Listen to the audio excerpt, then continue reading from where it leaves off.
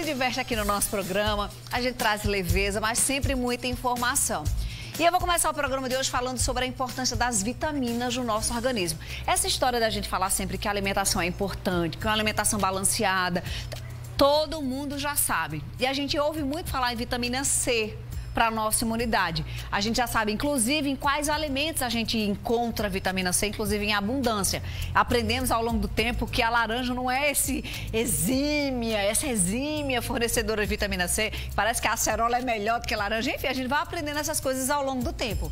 Mas existem muitas outras vitaminas fundamentais para a nossa saúde. E aí, quando o assunto é cabelo, e cabelo que está caindo, pele que fica áspera, você está muito cansada, sem motivo nenhum, a causa pode ser falta de vitaminas. E aí a gente resolveu convidar aqui para o nosso estúdio o mestre em Ciências da Nutrição, o Aldeir Sabino dos Santos, que vai falar para a gente sobre esse assunto. Oi, Aldeir, boa tarde, seja bem-vindo aqui no Com Você. É aulinha hoje, viu? Com direito aqui às principais vitaminas, porque a gente tem o alfabeto inteiro e um pouco mais, né, Aldeir? Pois é. Para entender um pouco da importância das vitaminas, a gente precisa conhecer algo chamado de enzimas. As enzimas, elas são uma espécie de proteínas que estão envolvidas em vários processos biológicos do nosso organismo. E muitas delas precisam de uma ajuda, certo? Elas só vão funcionar se tiver alguma substância junto com ela nessa história toda. É a história de chave e cadeado. Exatamente. Não é assim? Então, elas precisam ser ativadas para realizar suas funções. E muitas das vitaminas e alguns minerais também são quem faz essas ativações. Tá? Então, por isso a importância de todas as vitaminas e minerais que estão em quantidades bem menores nos alimentos do que proteínas, lipídios e carboidratos, mas que também são extremamente importantes. É verdade que a falta de vitaminas, inclusive assim, vai causar isso, a B isso, enfim, elas podem causar inclusive queda de cabelo e até hemorragia, aborto. Tem gente que não consegue sustentar uma gravidez porque está com deficiência de vitamina. É verdade, é verdade. Então, deficiências a gente pode classificar como deficiências leves, moderadas e graves. Deficiências graves podem levar a casos, por exemplo, até de aborto em mulheres e também de deficiências de produção de espermatozoides em homens. Então pode gerar, inclusive, infertilidade, né? Exatamente. Separamos aqui, né, alguns tipos de vitaminas importantíssimos para o nosso corpo, em ordem alfabética, porque é mais ou menos assim mesmo, né?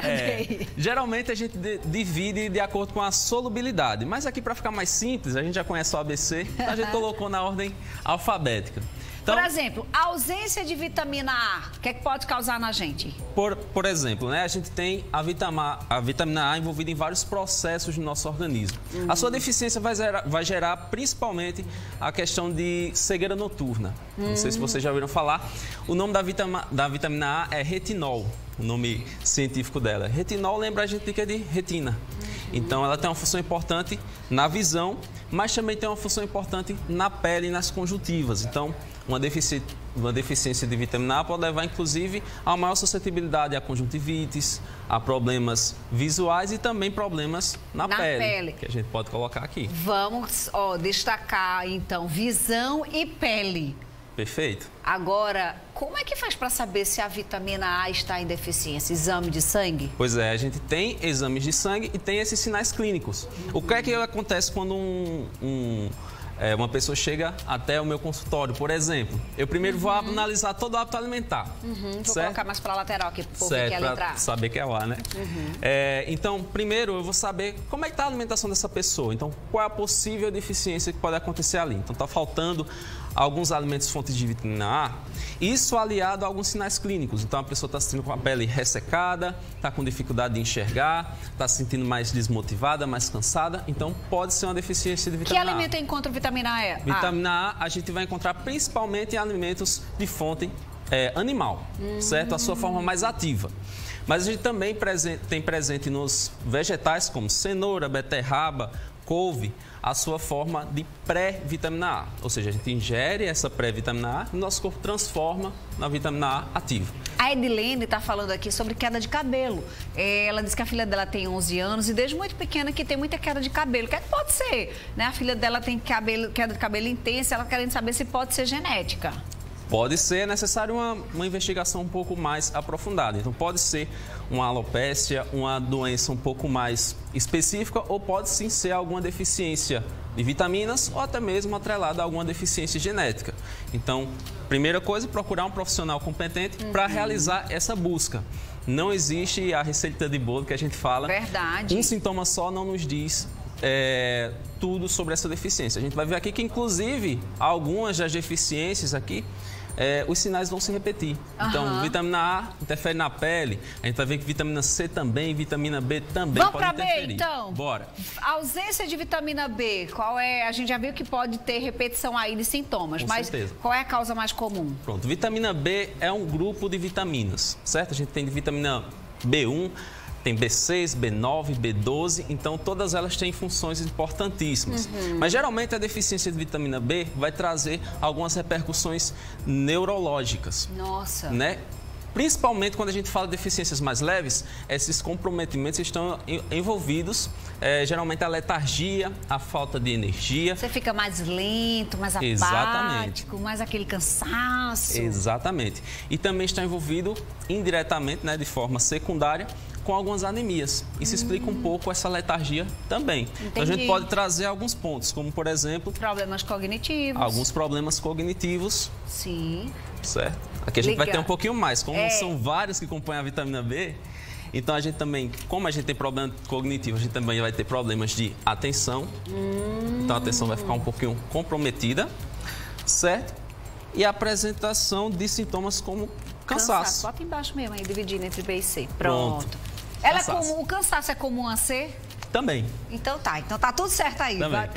Tá no B e tá no C. Exatamente. Vitamina C é muito conhecida, a gente compra na farmácia, a gente sabe que laranja tem, depois a gente aprendeu que a acerola tem mais do que laranja, depois a gente foi descobrindo que outras frutas também têm vitamina C. Com certeza. Por que vitamina C é tão famosa? A vitamina C ela é muito famosa por causa do seu potencial antioxidante, tá? Então a gente ingere muitos alimentos e tem hábitos alimentares que podem trazer um efeito tóxico para o organismo. E a vitamina C ela ficou conhecida como ser esse potente antioxidante, tanto por auxiliar no trabalho do fígado, como no trabalho renal também, e também por sua característica intrínseca, química mesmo, de capturar os famosos radicais livres, certo? Então, por isso que ela é bem famosa e tem uma função importante também no sistema imunológico. Gente, é vitamina C para pele, tem vitamina C para tudo. Pois é. Então, a gente já pode destacar alguns pontos aqui na deficiência. A pele está envolvido realmente na deficiência aqui de vitamina C. Então, eu a pele... aplico não, né? Gotejo vitamina C no rosto todos os dias. Então, todo dia estou lá colocando vitamina C no rosto. Isso porque a vitamina C, pelo seu potencial antioxidante, ela vai estimular ali a produção de colágeno, por exemplo, de forma indireta. Além disso, ela está envolvida no metabolismo e na divisão celular. Então, isso fica muito evidente em células que se dividem muito rápido. E no nosso corpo, quais seriam as células que se dividem rápido? Por exemplo, as células da pele. Todo dia nós perdemos células da pele. Quando você toma banho, por exemplo, você perde muitas células da pele e, ao mesmo tempo, nosso corpo reconstrói várias dessas células. É muito perfeito, pois né? É, né? Tem que ser criação divina, porque é muito perfeito. Pois é. Eu tenho pergunta, vamos ver, telespectador que está interagindo com a gente aqui. Meu cabelo está caindo, as espinhas também. O que é que pode ser? Falta de vitamina, tem o cansaço e tem fadiga. Ela está falando, Jesus meu, acho que é uma expressão que ela está usando ali. Pode ser, a gente já entendeu que pode ser tudo aqui, né? Sim, então é necessário uma investigação, inclusive pode ser não só deficiência de vitamina, pode ser deficiência de macronutrientes também, como por exemplo, proteínas. A gente percebe, né, atendendo várias pessoas, que muita gente acha que faz uma ingestão adequada de proteínas, mas na verdade não faz. Ao mesmo tempo seria também, o recomendado por refeição? Por refeição, não existe uma recomendação por refeição, a recomendação é diária. Entendi. Entendeu? A recomendação por refeição vai depender do seu dia a dia. Por exemplo, tem gente que se alimenta 3 vezes no dia, tem gente que se alimenta 6, 7 vezes no dia. De acordo com isso, eu vou definindo e balanceando isso. Mas, de forma geral, para ingerir num dia, a gente tem ali 50 a 75 gramas de proteína. Não é 75 gramas de carne. Sim. A proteína, ela está dentro da carne. Então, 100 gramas de carne, por exemplo, de frango, vai ter ali em torno de 30 gramas de proteína. Então, Isso é um cálculo que a gente faz para fazer essa divisão. Ou seja, não é que você está comendo um pedaço ali de carne ou de frango que você está ingerindo, que tenha 120, 130 gramas, que você está ingerindo toda aquela proteína. É muito menos que isso, é assim? Isso, porque a carne ela é composta não só de proteína. Sim. Tem gordura ali, tem um pouquinho de carboidrato, bem pouquinho, mas também tem. E tem várias vitaminas e minerais também, como a gente está observando aqui. Vamos ver a Kel, o que é que ela diz? Ela diz assim: Fernandinha, boa tarde. Gostaria de saber, depois da gestação da minha filha, meu cabelo caiu, né? Toda hora que ela penteia, cai. Dá para fazer uma peruca, se brincar. É falta de alguma vitamina? Pode ser, né, Aldeir? Provavelmente sim. Ou de vitaminas ou de proteínas também, como a gente falou. E pode ser uma deficiência energética também. Então, por exemplo, quando você ingere menos energia do que você gasta, o que é que o seu corpo faz? Ele entra num estado de emergência. Ele diz, caramba, eu estou precisando de energia. Então, ele vai capturar energia para utilizar em coisas essenciais. E para o nosso corpo, o cabelo não é essencial. A nossa unha também não é essencial. Então, ele vai retirar o que está sendo desprendido de energia para construir cabelo e construir unha e vai direcionar isso para outras regiões do corpo que são mais vitais. Vou aproveitar que a doutora Vanúzia está aqui assistindo a gente. Pode ser questão hormonal aí envolvida, né? Ela está ouvindo, pode ser sim a questão das vitaminas, mas também pode ser hormonal. A gente está falando de uma mulher que gestou, que pariu, que tem a questão de prolactina, tem toda uma questão hormonal envolvida. Não deixe de procurar a sua gineco. Ó, Aldeir, pra gente fechar, Aldeir, o D, o que é que a gente pode falar da vitamina D? Que não conheço uma pessoa que faz o exame e diz assim, olha, estou com vitamina D suficiente. Só dá insuficiente porque tem relação com o sol e ninguém tá tomando sol. Pois é. A vitamina D, pegando o gancho, ele é considerado um pró-hormônio. É verdade. Né? Então, ela está envolvida principalmente no metabolismo do cálcio. Então, a gente pode ver aqui, principalmente, problemas. A gente tem aqui queda de cabelo também. Unhas mais fracas, perda de sono também, envolvendo a vitamina D.